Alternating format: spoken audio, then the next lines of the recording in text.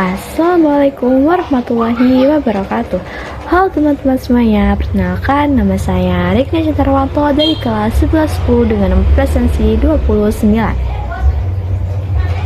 Kembali lagi pada video kali ini. Pada sebelumnya kita telah membahas teks argumentasi, teks berita, dan kali ini kita akan membahas cerita pendek. Sebelum itu, izinkan saya untuk memaparkan poin-poin yang akan kita bahas pada video kali ini. Yang pertama kita akan bahas pengertian cerpen, yang kedua struktur, yang ketiga ciri-ciri, yang keempat unsur-unsur, yang kelima jenis-jenis, dan yang terakhir langkah menulis cerita pendek. Tanpa berlama-lama, mari kita masuk ke pembahasan. Pengertian cerita pendek atau cerpen. Cerpen merupakan karya sastra yang berbentuk prosa naratif yang menceritakan suatu kejadian atau peristiwa secara singkat dan padat.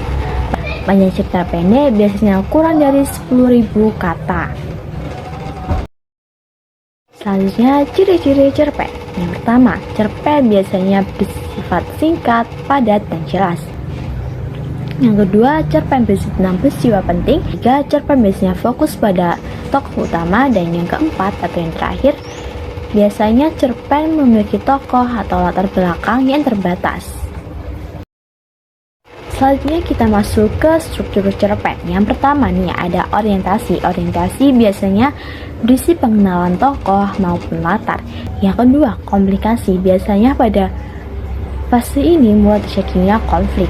Yang ketiga ada evaluasi, yakni puncaknya konflik terjadi. Dan yang terakhir ada resolusi, yakni yang berisi tentang penyelesaian sebuah konflik. Selanjutnya kita masuk ke unsur. Unsur pada cerpen ada unsur intrinsik dan unsur ekstrinsik.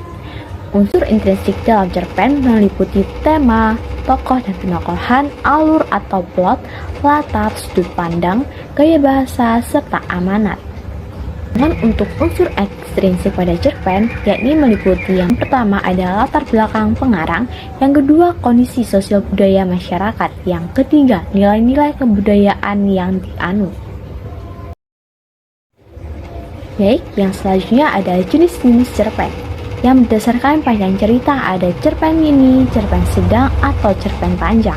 Sedangkan untuk jenis cerpen berdasarkan isi atau tema ada cerpen kehidupan sehari-hari, cerpen pendidikan, serta cerpen fantasi dan petualangan. Untuk menulis cerpen, kita perlu yang pertama menentukan tema dan tokoh utama. Yang kedua, susun alur cerita yang jelas. Dan yang terakhir, gunakan bahasa yang menarik dan sesuai. Cerpen juga punya fungsi loh. Apa aja sih fungsi cerpen? Yang pertama yakni cerpen sebagai fungsi rekreatif, yang artinya cerpen berfungsi untuk memberikan rasa senang, gembira, dan menghibur bagi seluruh pembacanya. Yang kedua, fungsi estetis, yakni yang artinya cerita pendek memiliki fungsi untuk memberikan keindahan bagi pembaca karya sastra. Yang ketiga, fungsi moralitas, yang artinya cerpen dapat memberikan nilai-nilai moral kepada pembaca sehingga mendapat pengetahuan tentang hal-hal yang baik dan hal-hal yang buruk. Keempat, fungsi didaktif.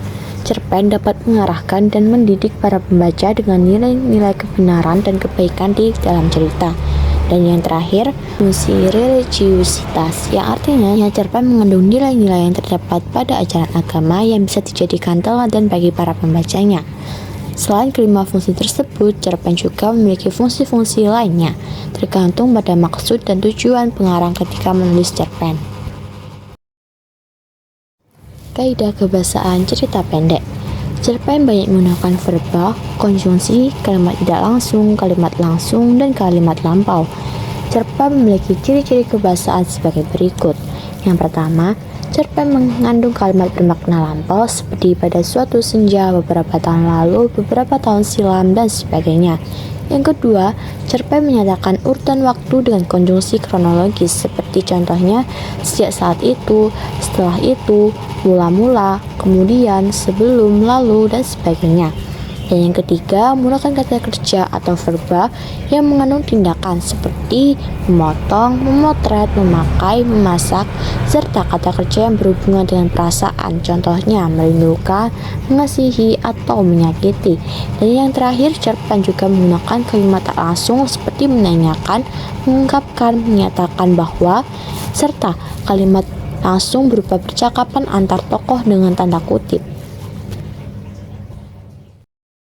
Selain memahami pengertian dan unsur-unsur cerita pendek, kita juga perlu mengetahui perbedaan cerpen dengan teks narasi lainnya, seperti novel dan roman.